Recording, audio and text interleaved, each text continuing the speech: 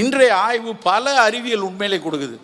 வாழைப்பழங்கிறது நம்ம நினைக்கிற மாதிரி உடல் எடை கூடுறது மட்டும் இல்லை, மனதை ஆற்றுப்படுத்துவதற்கு ஹாப்பி ஹார்மோன் சொல்லுவாங்க. செரட்டோனின் அப்படின்னு ஒரு ஹார்மோன் இருக்குது.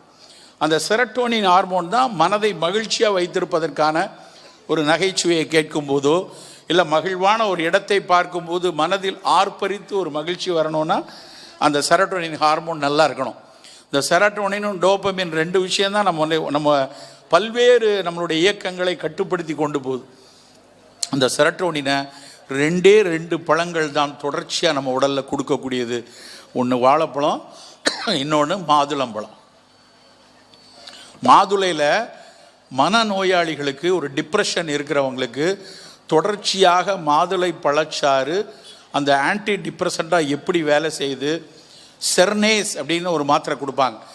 ஒரு ஊக்கமாக ஒரு மனமகிழ்ச்சியை கொடுக்கணும், தற்கொலை எண்ணங்களை தவிர்க்கணும். ரொம்ப ஒரு கவலையினால் தூக்கமின்மையோடு இருக்கிறவங்களுக்கு, மனநோயாளிகளுக்கு கொடுக்கக்கூடிய ஒரு மாத்திரையில் கொடுக்கக்கூடிய சத்துக்கு இணையாக இந்த மாதுளம்பழை சாறு இருக்கிறது என்று அறிவியல் ஆய்வுகள் நிறைய நிரூபணம் செய்திருக்காங்க. அப்போ நம்ம குழந்தைக்கு ஒரு தினம் ஒரு வாழைப்பழம் கொடுத்தா அது ஒரு ஊக்கமாக இருக்கும். ஒரு நடுத்தர வயதில் இருக்கவங்களுக்கு நமக்கு ஒரு சின்ன சோர்வு வருது. நம்ம பெரிய மனநோயால் ஒரு டிப்ரெஷனோ ஒரு பைப்பாலோரெல்லாம் போக வேண்டாம். ஒரு சின்ன சோர்வு இருக்குது, ஒரு களைப்பு இருக்குது, ஒரு உற்சாகம் இல்லை. வெறுமன மாதுளம்பழச்சாறு சாப்பிட்லாம். வாரத்துக்கு 1 நாள் 2 நாள் அந்த மாதுளம்பழச்சாறு கொடுக்கலாம். அது மட்டும் இல்லை, மாதுளம்பழத்தில் இன்னொரு முக்கியமான விஷயம் என்னென்னா, அந்த மாதுளம்பழத்தினுடைய சிவந்த நிறம், அந்த சிவப்பு இருக்கு இல்லையா, அந்த சிவப்பு நிறம் என்னது?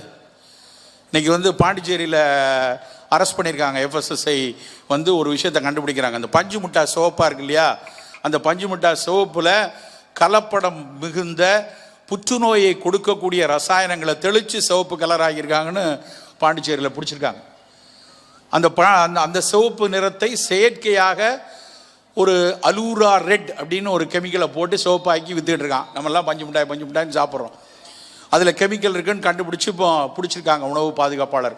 அதில் ஒரு ஸ்பெஷல் டீம்லாம் வச்சு பார்த்தா அதை உற்பத்தி செய்யக்கூடியவங்க கேரளாவில் இருக்காங்க, அங்கே இருக்காங்கன்னு பல கதை வந்துக்கிட்டே இருக்குது.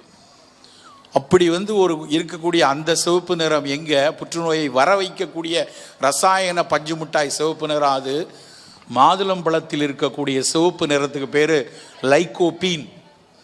அந்த லைகோபீன்கிற சிவப்பு நிறம் புற்றுநோயை எதிர்க்கக்கூடியது. ஆண்களுக்கு 50 வயசுக்கு மேலே வரக்கூடிய ப்ராஸ்டேட் என்லார்ஜ்மெண்ட் அது வெகு சிலருக்கு, ஒரு 0.01% இருக்கிறவங்களுக்கு அந்த ப்ராஸ்டேட் புற்றாக மாறிவிடும். முன்னாடிலாம் அது அதிகம் வந்ததில்லை. மேற்கத்தியவர்களுக்கு தான் ப்ராஸ்டேட் என்லார்ஜ்மெண்ட்டு கேன்சர் ப்ராஸ்டேட்டாக வரும்னு படிச்சுட்டு இருந்தோம். இப்போ நம்ம ஊர்லேயே முதுமை அதிகரிக்கிறதுனால பல முதியவர்களுக்கு 20 வருஷம் 30 வருஷம் பினைன் ப்ராஸ்டேட்டாக இருந்த வீக்கம் இன்றைக்கு அது ஒரு கேன்சர் ப்ராஸ்டேட்டாக வருது அப்படின்னு கண்டுபிடிச்சிருக்காங்க.